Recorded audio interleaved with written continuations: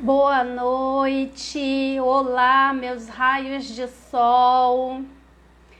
Hoje nós teremos uma live muito incrível com a Ana Maria.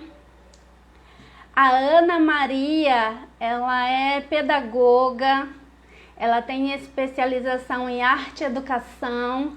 Ela já entrou aqui. Eu já vou chamá-la para a gente começar a bater o nosso papo.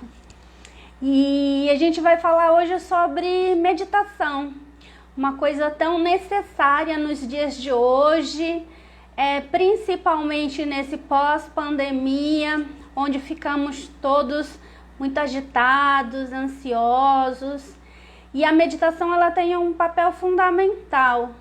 E a meditação na educação infantil, isso é bárbaro. E a gente vai conhecer um pouco mais sobre isso hoje, agora. Vou chamar a Ana.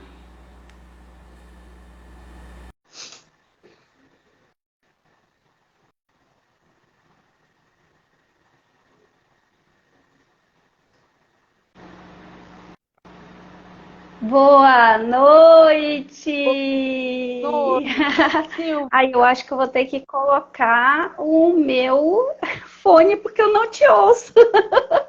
Pessoa, é que eu coloquei o microfone aqui para ficar aqui pertinho, para ter mais um som legal, mas aí também não consigo te ouvir. Eu não estava. Calma aí, deixa eu colocar no outro aqui. Eu não estava te ouvindo e eu preciso usar esse porque fica um pouco melhor.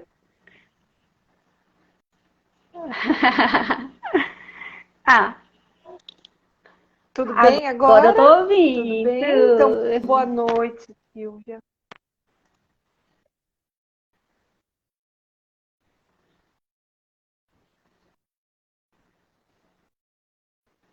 Muito obrigada pelo convite. Eu tô olhando para baixo, que eu tô olhando no computador. É aqui. Tá me ouvindo bem? Sim, estou te ouvindo. Boa noite, muito obrigada. Gratidão por você estar aqui e compartilhar desse conhecimento conosco. E eu acho que vai ficar dando eco, eu acho que eu vou ter que trocar mesmo. Vamos ver como que vai ficar o som aqui. Tá bom. A gente aguarda, não tem problema. Vamos lá. Então, peraí, deixa eu tirar do outro. Tá me ouvindo? Sim. Te ouço bem também. Ai, que bom. Deu agora. Até o fundo aqui na minha cara. Deixa eu baixar um pouco mais aqui. Aí. Muito obrigada por ter aceito o convite para falar da sua especialidade, que é a meditação na educação infantil. Né? A gente sabe que a meditação ela é muito benéfica em qualquer idade, né? Para centrar o corpo e a mente, focar, né? Trazer concentração, traz vários outros benefícios, porque baixa um pouco a ansiedade. Esse mês, fevereiro, pela Organização Mundial de Saúde, ou é pelo Brasil, não me lembro, é comemorar o combate ao leucemia, lúpus, fibromialgia e eu esqueci o outro, Alzheimer. E aí a meditação também é benéfica nesses casos, né? Porque vai centrar, vai focar e a pessoa pode ser encaminhada aí para uma terapia, seja com um psicólogo, seja na arte terapia. Eu conheço gente que tem lúpus e que usa a técnica da pintura, além de passar pelo psicólogo. Né? Eu conheço gente que tem fibromialgia e também, além de passar com o psicólogo, faz uso dessa medicina integrativa. E que bom que a gente tem tantas áreas aí na medicina integrativa, né, que pode nos auxiliar nesse momento com alguma dessas patologias. Dentre essas patologias, felizmente ou infelizmente, só a leucemia tem cura, as outras não têm cura. A fibromialgia, o lúpus, o Alzheimer. Então, é o caso de a gente fazer uso das medicinas integrativas, e a meditação é algo muito benéfico nesses casos, mas hoje a gente vai falar sobre a meditação na educação infantil. Ana, você gostaria de se apresentar como seu padrão, sua praxis? Fica à vontade.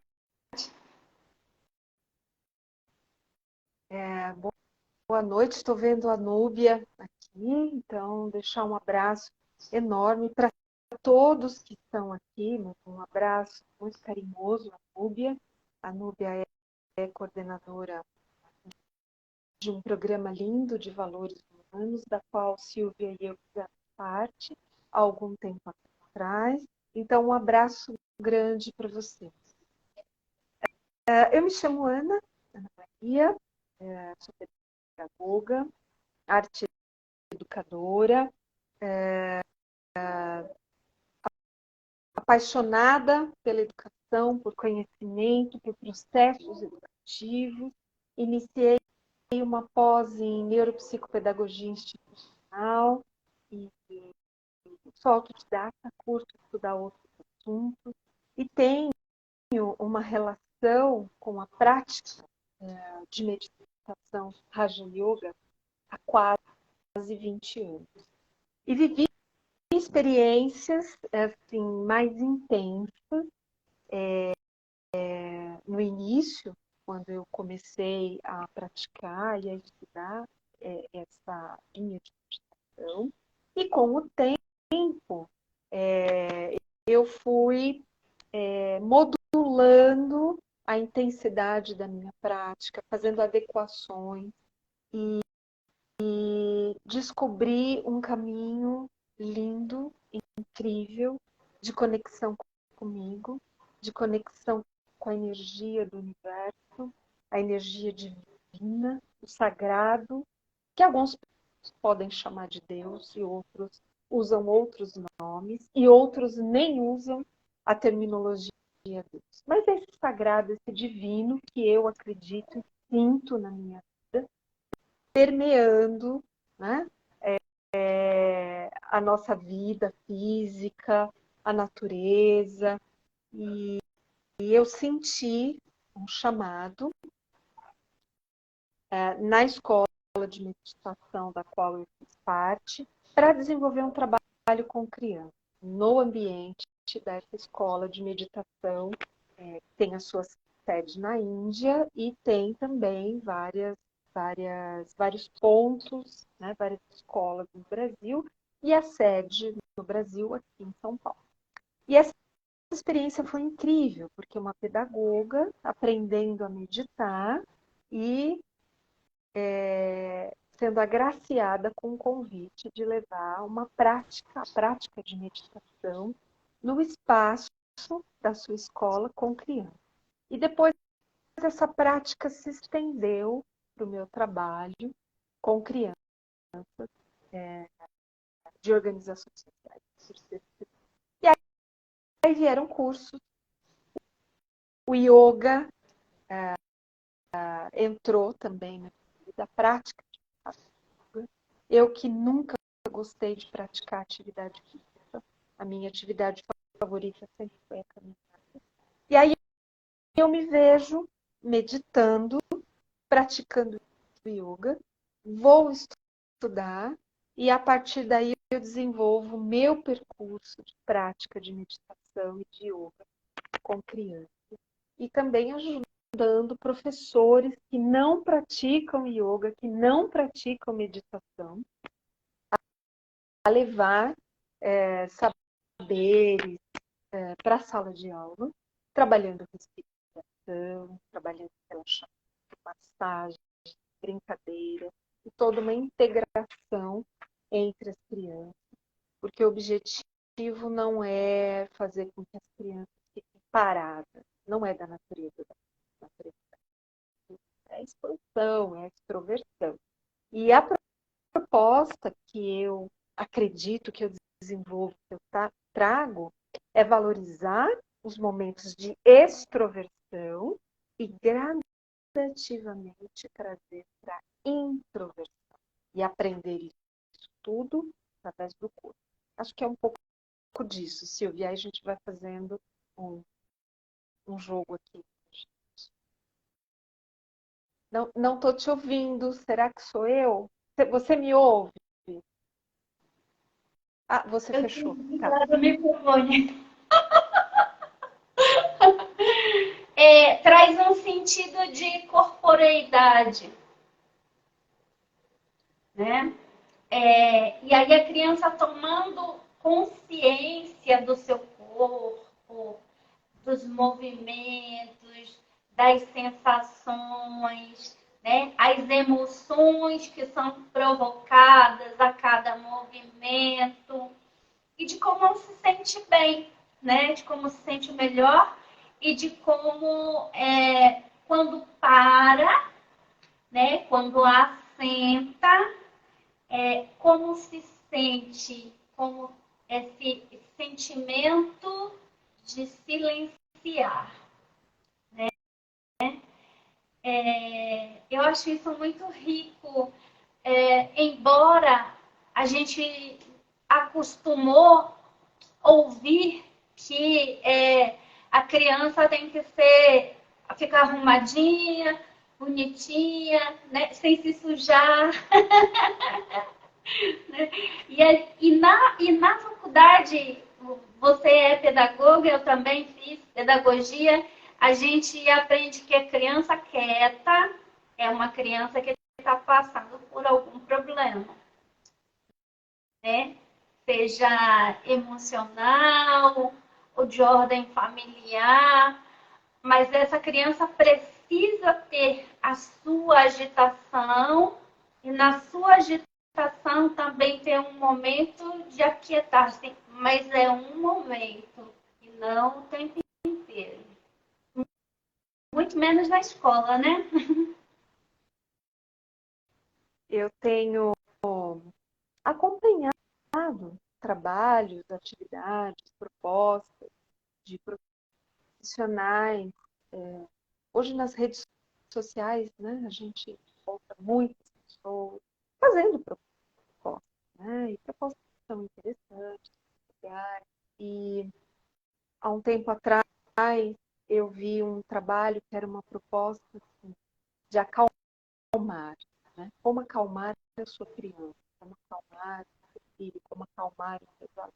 E aí eu entrei num processo de autorreflexão, né, do significado de acalmar. Então, o que é acalmar? Qual é a intenção do acalmar? É trazer o conforto emocional, é trazer o conforto físico, ou se a gente não compreende o significado da palavra, a gente pode colocar uma intencionalidade através do verbo, que é a contenção. Então, conter uma criança, colocando, né, aquela disciplina de que não fala alto, não vai correr, não pode brincar, não pode, não, não, não, não. Isso é uma contenção dessa energia linda, extrovertida, alegre, que a criança traz, que a criança promove. E quem atua com criança a partir do coração e de um intelecto refinado, né? Porque trabalhar com criança não significa, eu gosto tanto de criança, então eu vou ser professor. Eu gosto tanto de criança, eu amo tanto crianças, então eu vou ser pedagoga. É mais do que isso, não é?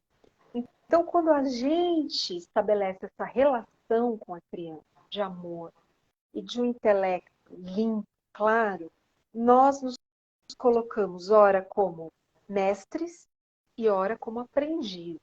E quem está nessa inteireza, nessa clareza da missão de ser educador, no contato com as crianças, a gente se rejuvenesce. A nossa criança interior, ela brota. Então, essa é a minha experiência. Na relação com as crianças, a minha atuação hoje é na coordenação pedagógica.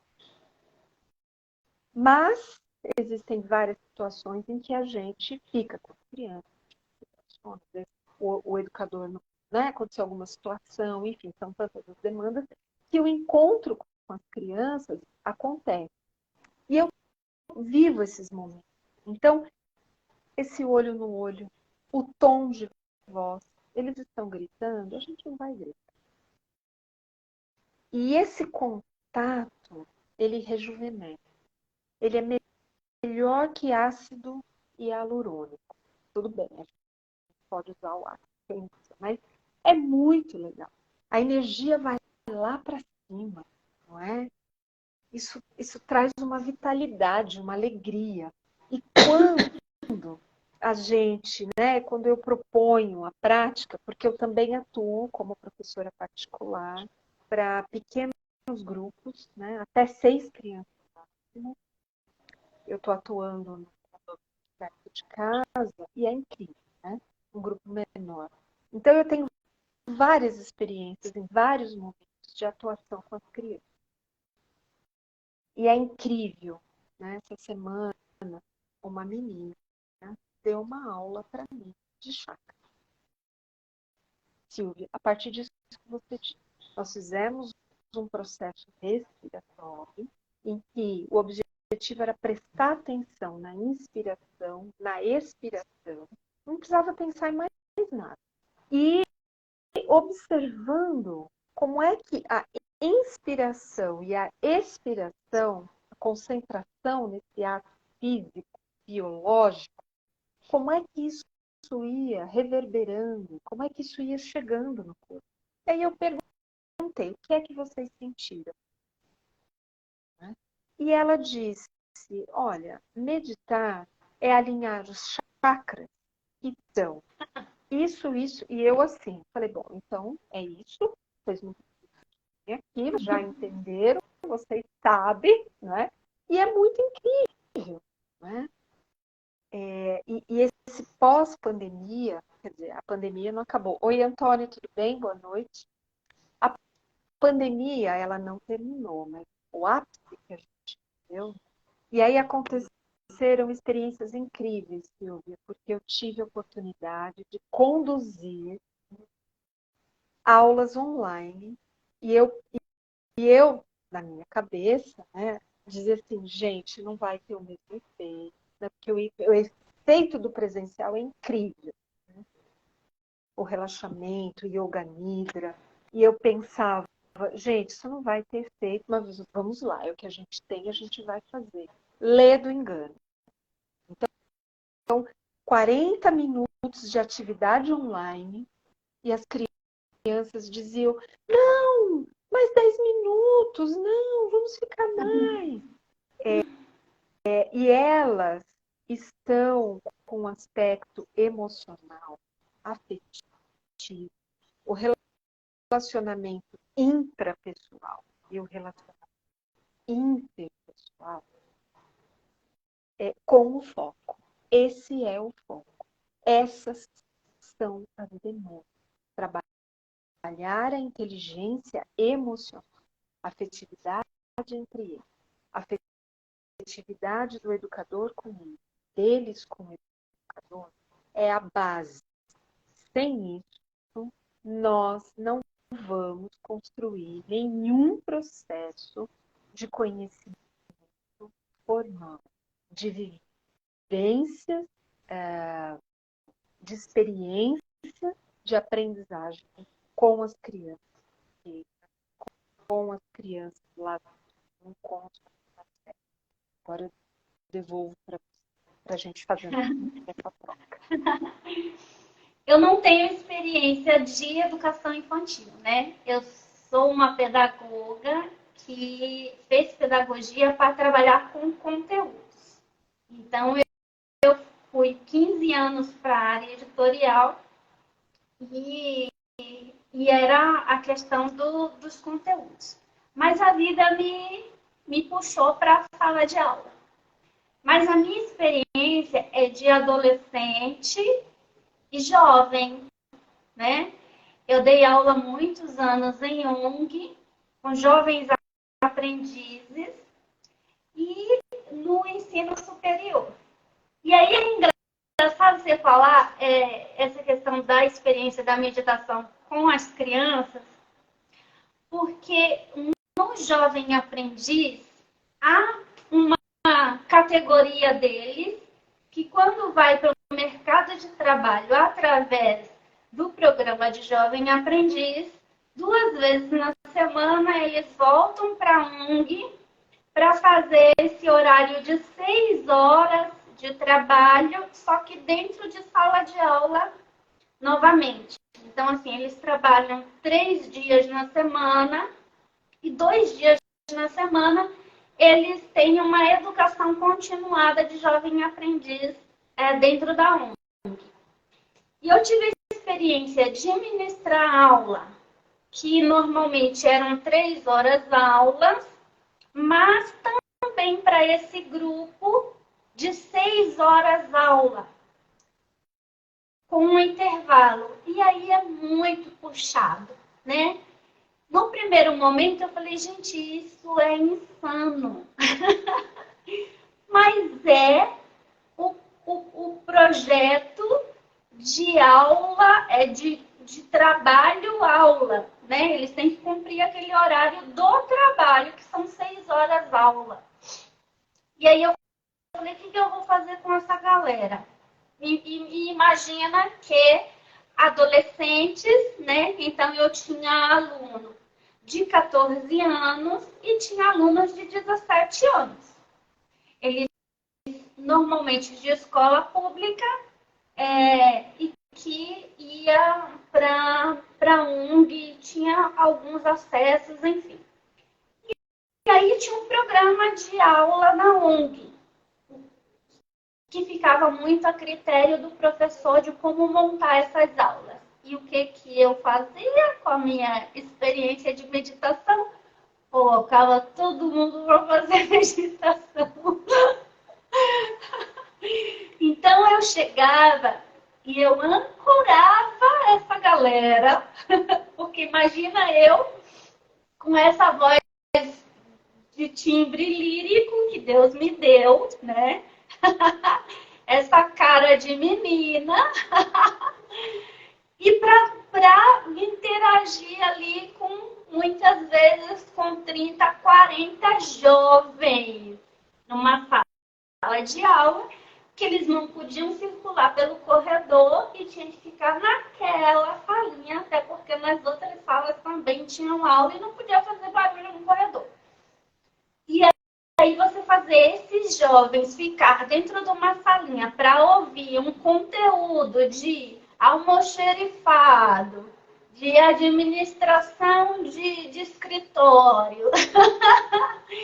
E aí eu sempre fazia a meditação, ancorava, centrava eles, fazia uma meditação guiada, aí dava conteúdo, aí eles iam para o intervalo, quando eles voltavam, eu ancorava essa galera de novo numa meditação. E depois, para sair também, eu dava uma outra pílula para eles não saírem desesperados aí, querendo correr, né, para casa. Mas, enfim, a coordenação uma vez chegou para mim e falou assim, o que você faz para você conseguir que esses jovens fiquem quietos? Que esses jovens parece que não tem aluno na sua sala de aula. Aí eu brincava agora você, eu dou um Valium na boca de cada um quando eu chego.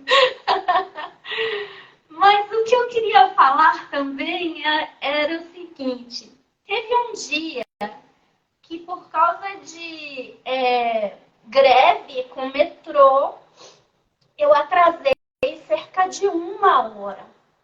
E eles não podem ir embora porque eles estão cumprindo o horário de trabalho. Então, eles são obrigados a ficar lá, que não faça nada. E aí eu ligava e falava a minha situação e tal. E aí cheguei lá 1 hora depois. Todo mundo estava agitado, eu também estava agitada. E aí eu entrei na sala de aula e eu já queria começar no conteúdo. E aí um aluno, um dos mais agitados, virou para mim e falou assim: professora, a senhora não vai fazer meditação hoje? Aí os outros falaram: prof, vamos fazer meditação. Eu falei: gente, eu atrasei demais. Não tem problema, prof, a gente faz nem que seja 10 minutos. Eu falei: tá certo. Olha como eles saboreavam esse momento, né? E para mim foi bastante animador essa experiência de que nessa idade eles valorizavam esse momento de centrar, né?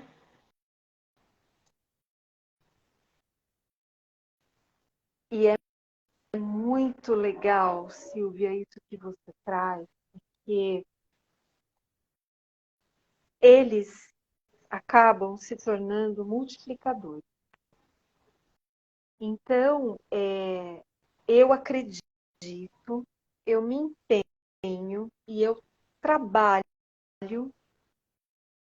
para que haja uma abertura nas escolas públicas, que é onde eu tenho maior acesso, né? Experiências de ter ido lá para o fundo da Zona Leste, né? 3 horas para chegar na Zona Leste, 1 hora de atividade, Que local? 1 hora de atividade. São escolas lá no fundo de Guaianazes, centros de educação infantil, EMEI. Então, 3 horas de deslocamento de ônibus, de lotação de metrô, de trem, para desenvolver 1 hora e meia de atividade com 45 profissionais do operacional, os professores, administrativo, direção, coordenação pedagógica, e 3 horas para voltar para casa. Aí o pessoal diz assim: Ana, você é louca, como você vai fazer? Eu falei: eu vou porque eu quero essa experiência, né?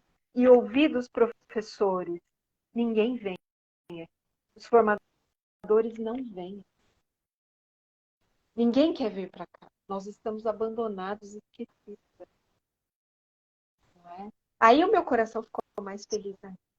Mas por que eu estou dizendo? Eu acredito que a prática de meditação e a prática de yoga, não a prática de yoga como os adultos fazem, mas é a brincadeira, a pausa, os jogos, a respiração, as conversas, massagem, toque, como é que eu toco o meu corpo, o corpo do outro. Essas práticas todas, como você bem disse, né, a meditação, o yoga, estão no rol das práticas integrativas.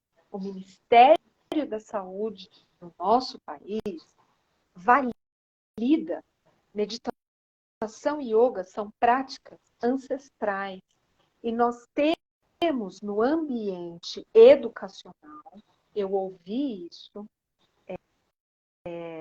de um secretário de uma diretoria de ensino de uma determinada região daqui do município de São Paulo. Eu bati na porta dessa diretoria de ensino com um projeto dizendo que eu gostaria de estar numa determinada escola perto dessa diretoria de ensino, gratuitamente, fazendo um trabalho com a equipe pedagógica e, em alguns momentos, com as crianças. O que eu ouvi foi o seguinte: está perdendo tempo. O que você vai fazer? Você vai fazer o quê? Está perdendo tempo.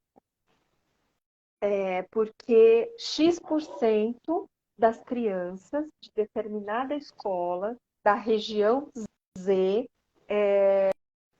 vêm de famílias que são da filosofia X e eles acreditam que a prática de meditação e de yoga é alguma coisa do demônio, do diabo, enfim, né? E aí eu falei, meu Deus, então é preciso desconstruir o preconceito, a ideia pré-concebida que se tem de meditação e de yoga, para que essas práticas entrem dentro das escolas, alinhadas, por exemplo, com a BNCC, aos campos de experiências, quando a gente pensa na educação infantil, alinhadas à matriz do currículo de saberes da cidade de São Paulo, não é? Desconstruir isso tudo, desconstruir crenças de gestores, coordenadores, professores, pais, porque meditar é entrar em contato consigo mesmo, com o seu mundo interior. Meditar é você estar no momento presente, se sentindo, se percebendo. Então, num primeiro momento, a meditação é isso. Não é? Quantas crianças pequenas, quantos professores vivendo crises de ansiedade. Não é? Eu desenvolvi também um projeto piloto numa escola da Brasilândia, que é referência com os adolescentes de trabalho com o ensino médio, como equipe de professores no período da pandemia, e os professores diziam, nós estamos surtando. Isso ainda online, eles não tinham voltado para o presencial.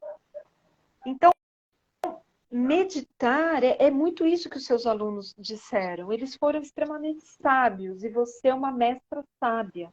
Professora, uma hora atrasada, desesperada, né, no bom sentido, assim, preocupada, porque precisava dar conta daquele conteúdo.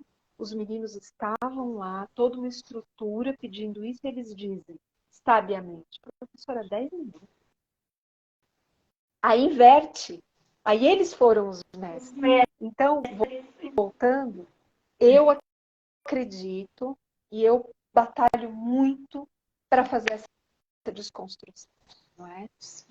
Eu ouvi de professores, eu não vou participar da sua formação porque a minha religião não permite, porque você vai mexer com chakra, porque você vai mexer com energia.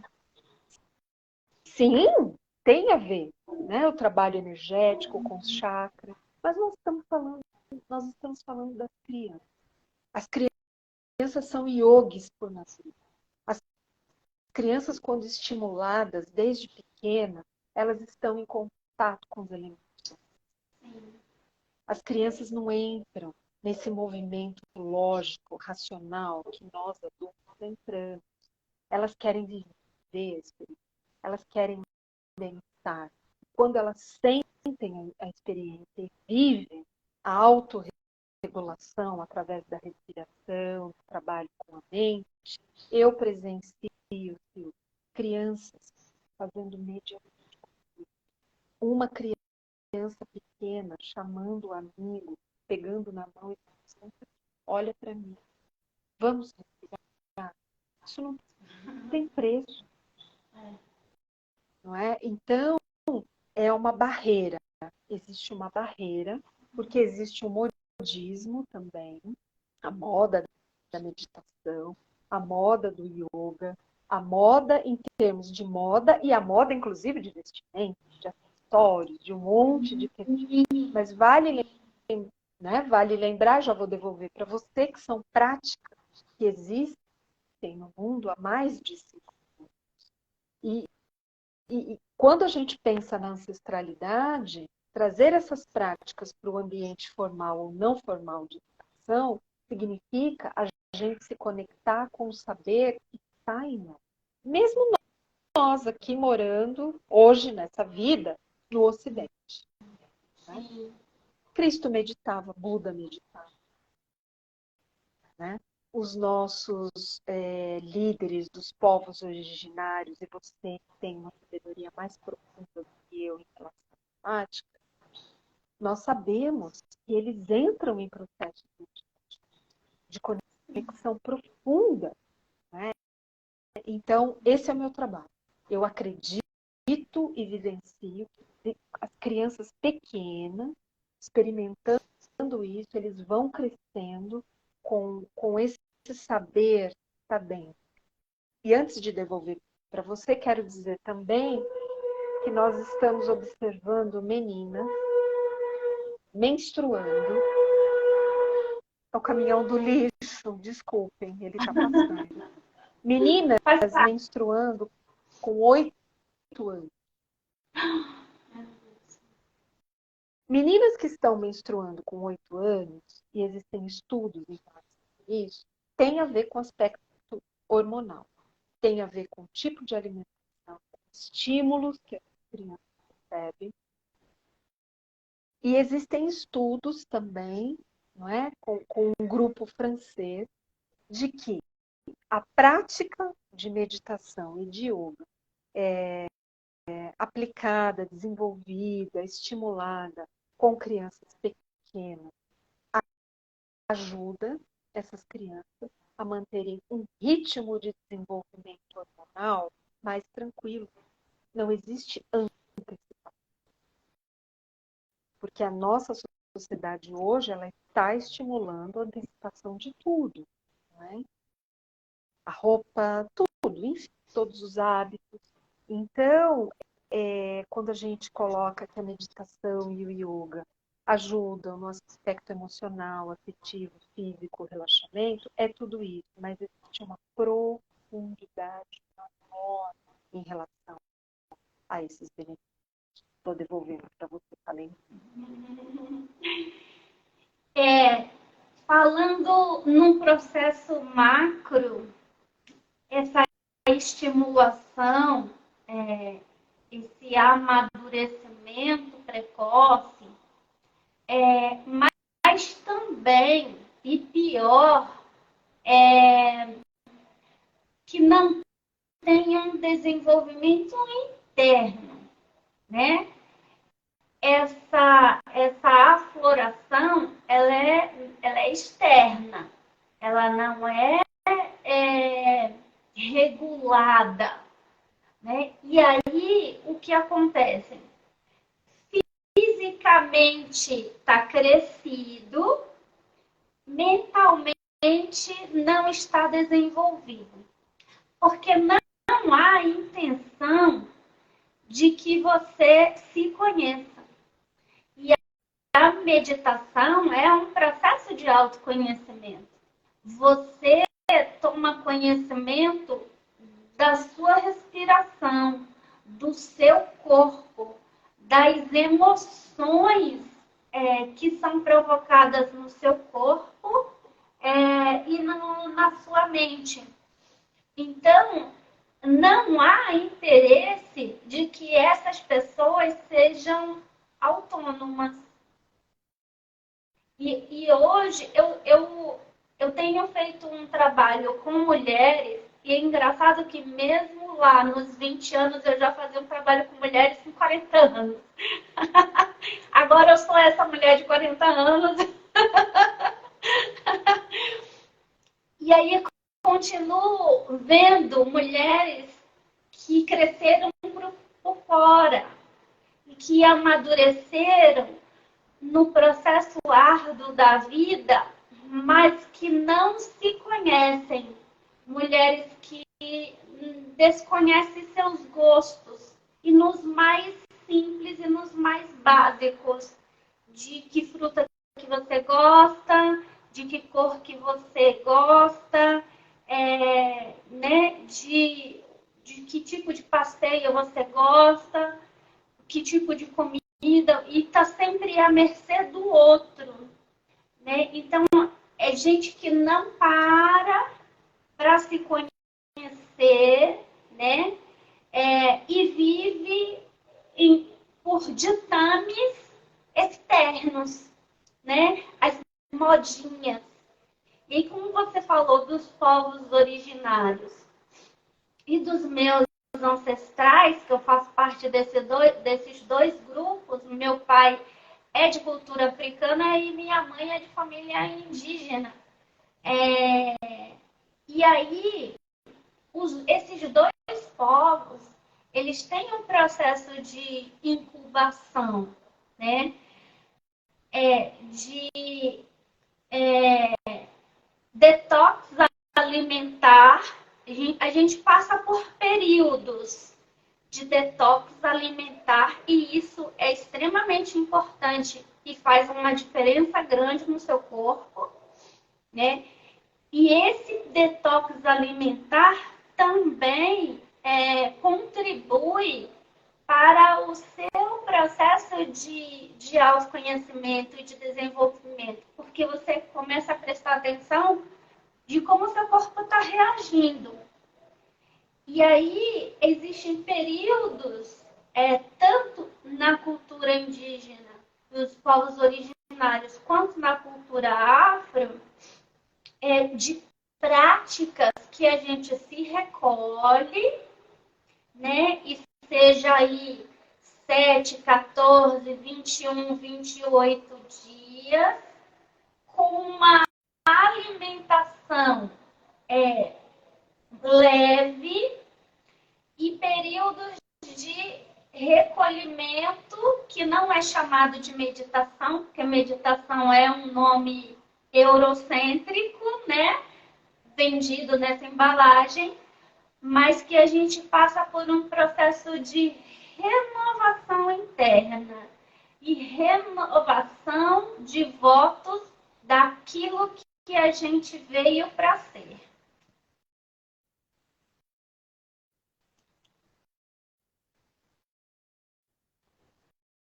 E é muito bonito quando você diz, né? Renovar os votos daquilo que a gente veio para ser. E o que a gente veio para ser é aquilo que nos liberta. É aquilo, quando a gente toma consciência, é aquilo que faz os nossos olhos brilharem, o nosso coração forte. É não seguir o rebanho, é ter autonomia, é ser responsável pelas próprias escolhas, pelas decisões, é responder à vida de uma maneira sábia. E sabedoria, todos nós temos, todos nós. As crianças trazem sabedoria. Nós que trazemos um respeito e uma honra à espiritualidade, nós que acreditamos em outras vidas, isso tudo favorece o nosso olhar, a nossa ação, o nosso comportamento, a nossa intencionalidade como educadoras que nós somos nos ambientes onde nós estamos, não é? E isso é muito, isso é muito essencial.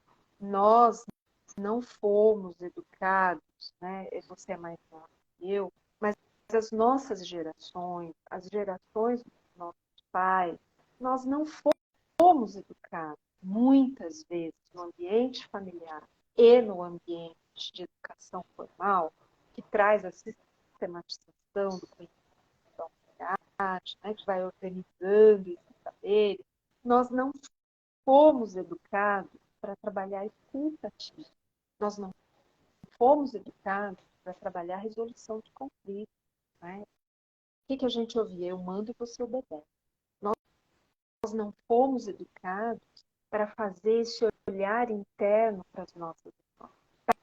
Para dizer para um colega, que é o que a gente faz com as crianças, com os adolescentes, com os pré-adolescentes, sente, vamos conversar sobre o seu sentimento, o que você sentiu. Hoje eu fiz uma mediação com um grupo de crianças. Vocês vão conversar entre vocês. Vocês vão explicar. Olha, eu me senti assim quando você disse isso. O que você sentiu? Não é? Então, isso, Silvia, é algo extremamente importante, fundamental. Não há tecnologia no mundo que dê conta de um desenvolvimento, de um processo de aprendizagem da inteligência emocional e inteligência espiritual. As duas precisam caminhar juntas, né? Eu fiz aqui alguns apontamentos, eu já vou devolver para você também, mas, por exemplo, na matriz de saberes do currículo da cidade de São Paulo, existem 9 saberes que são apontados para a educação infantil até o ensino médio e que se desdobra também no momento lá do campo universitário. E desses 9 saberes, o saber que eu assim mais abraço para dialogar com os professores, para dialogar com os pais, é o autoconhecimento e o autocuidado, que é exatamente o que a gente está falando. Saber cuidar do corpo, da mente, das emoções, do bem-estar, autocrítica. Para quê? Para reconhecer limites, para a gente aprender que é saudável dizer sim e dizer não.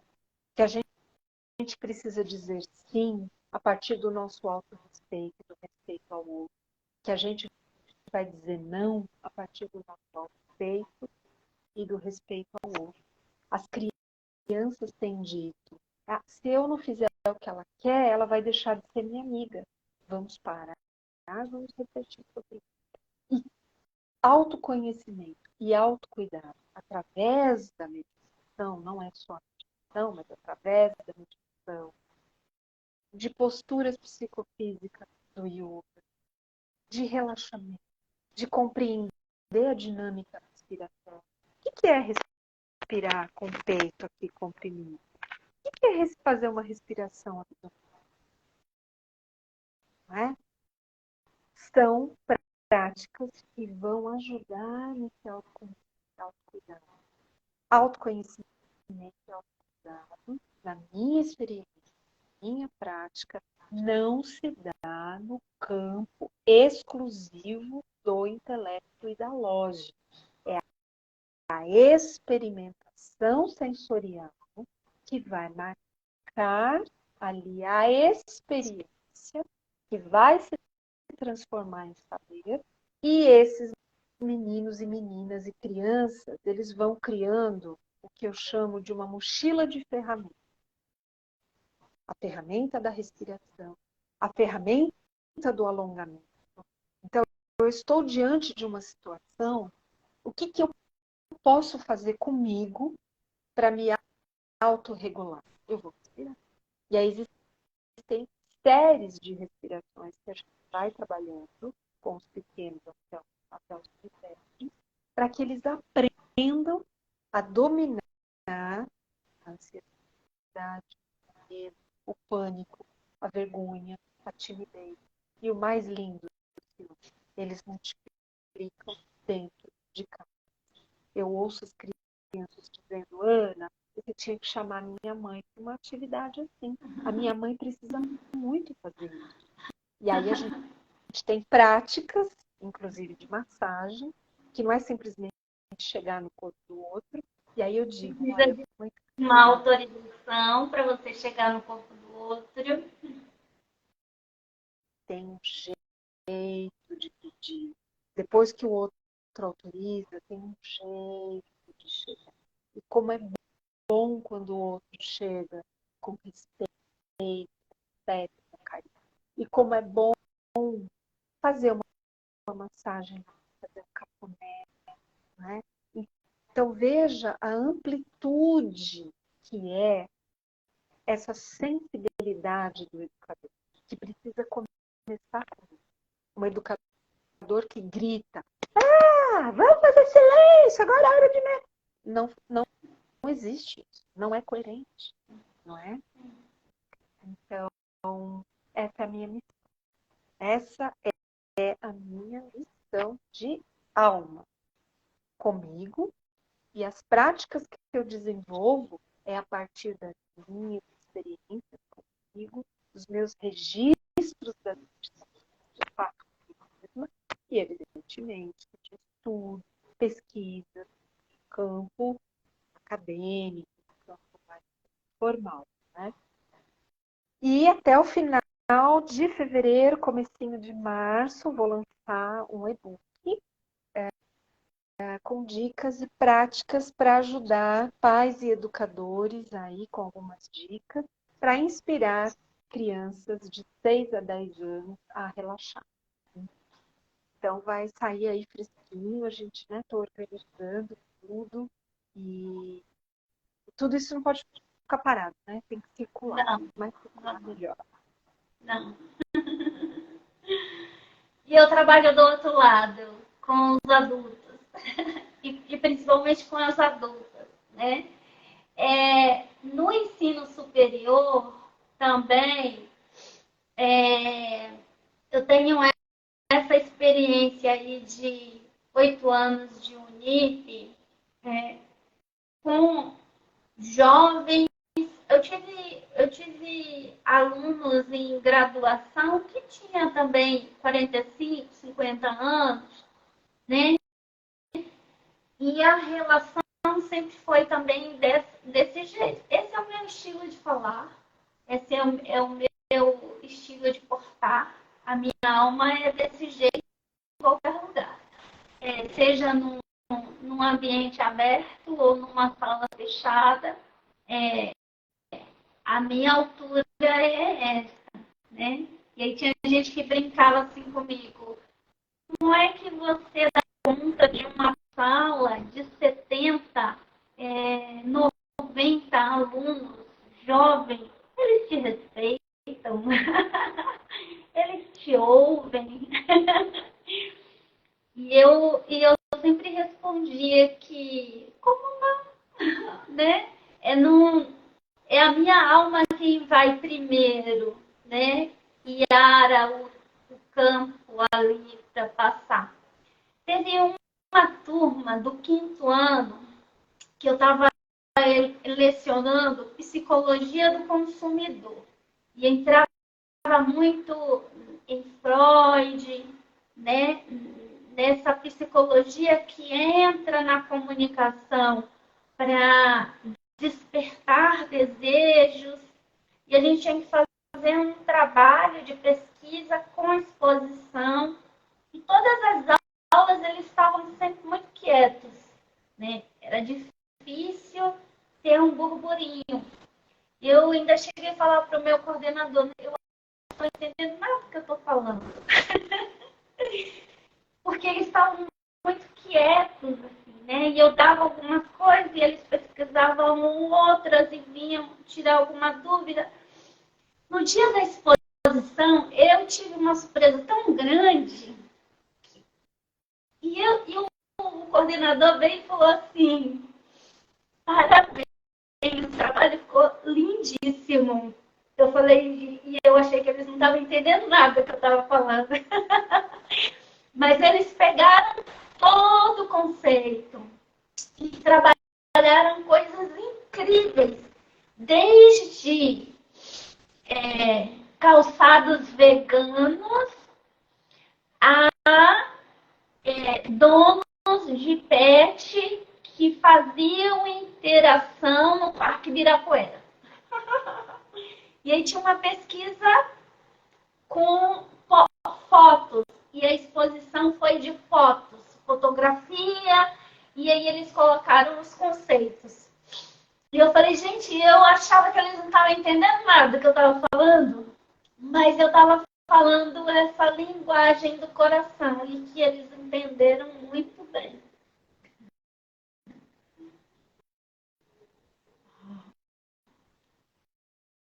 E aí é emocionante, não é, Silvia? o coração da gente fica quentinho, né? Porque assim, desculpa, Não, a por partir favor. do momento que você está disposto a empregar esse conhecimento de forma consciente, essa linguagem do coração é ouvida. E a gente abre, é muito lindo isso, porque a conexão se dá ali, não é? É a inteireza do educador, a segurança do que ele traz, a certeza do que ele faz, a intenção que ele tem, a verdade dele ou dela, toca o coração desse educando, desde o pequenininho até a galera aí, né, como nós, da nossa idade, você é mais nova que eu. E aí a gente tem o campo aberto para entrar aqueles. Oi, Henrique, tudo bem? Para entrar com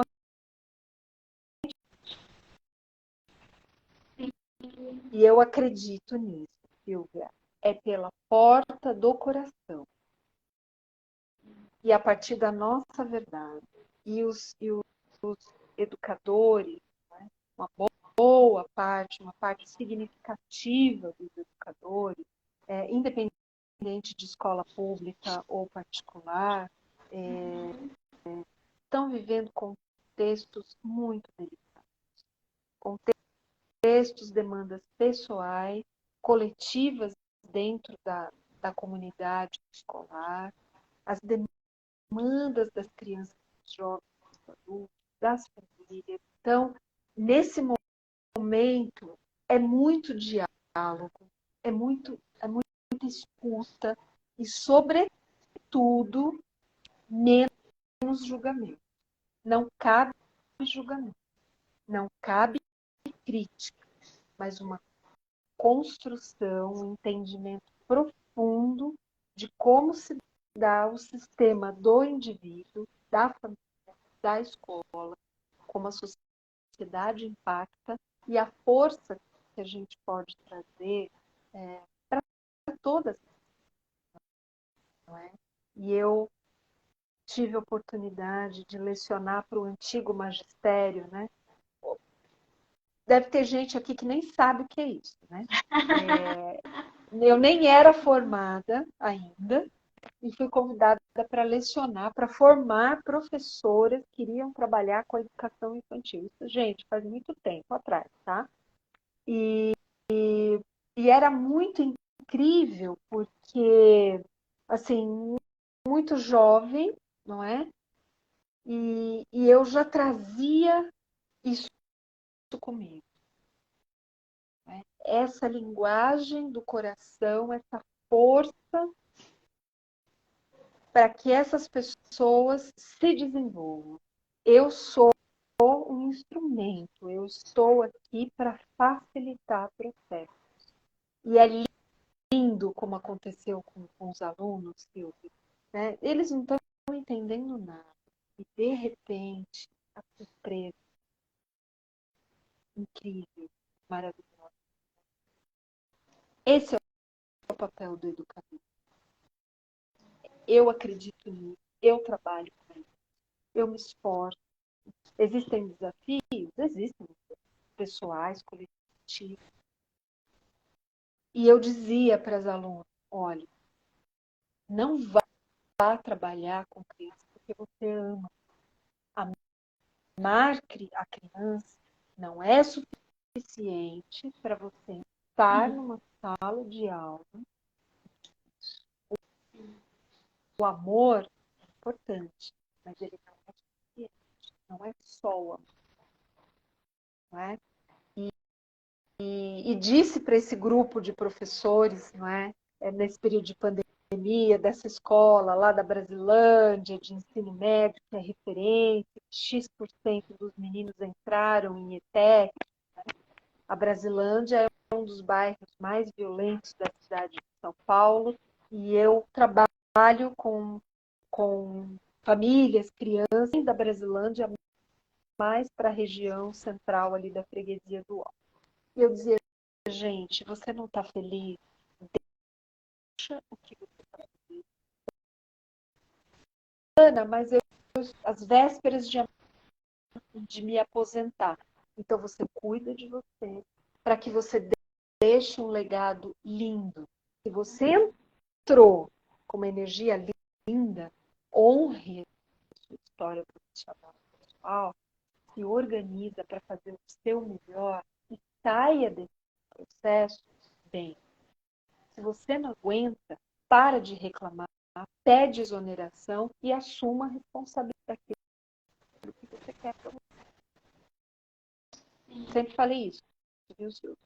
Para as meninas, alunas lá de 1500, quando o Cabral chegou no Brasil, e para os meus colegas. Eu falo, você não está feliz, assume isso para você e vai ser feliz. Vai fazer o que te traz felicidade. Né? E parabéns, Silvia, você é uma fofa. A gente se conhece há muito tempo. Né?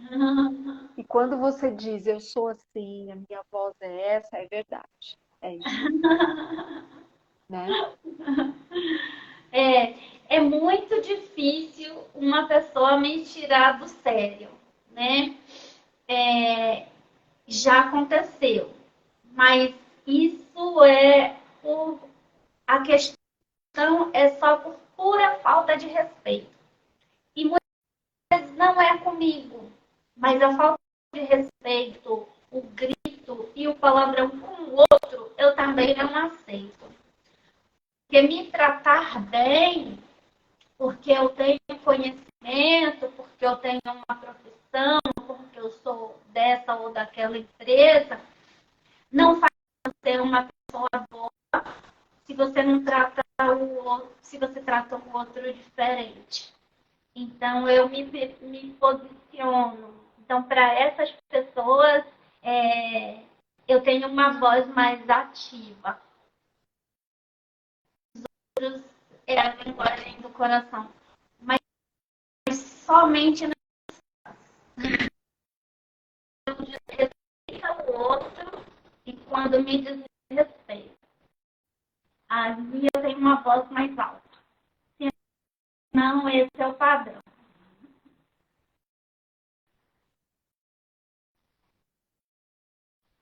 Esse é o princípio do autorrespeito, né? É a questão do limite, como aparece aqui no documento oficial da educação do nosso mundo. Né? Reconhecer limites, reconhecer potências, interesses, apreciar as próprias qualidades. É uma questão, sim, né, de autorrespeito.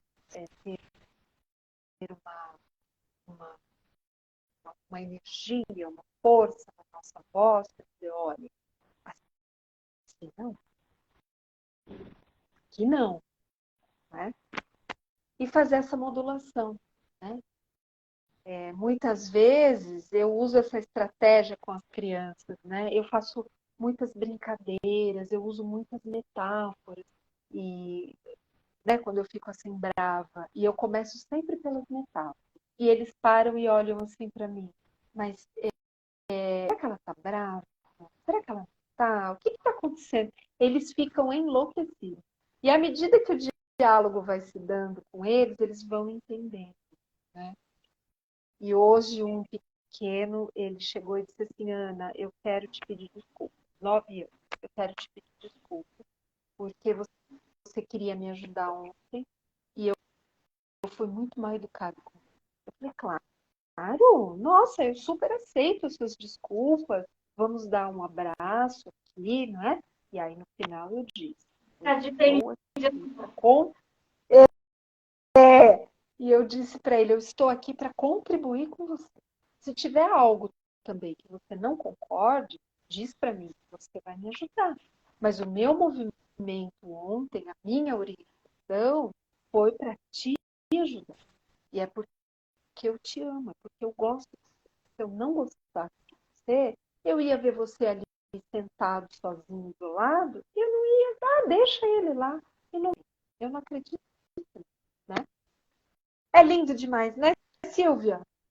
É. Gratidão, Ana, pela sua contribuição. Palavras riquíssimas, experiências riquíssimas, né? Acho que daria um livro só essa live.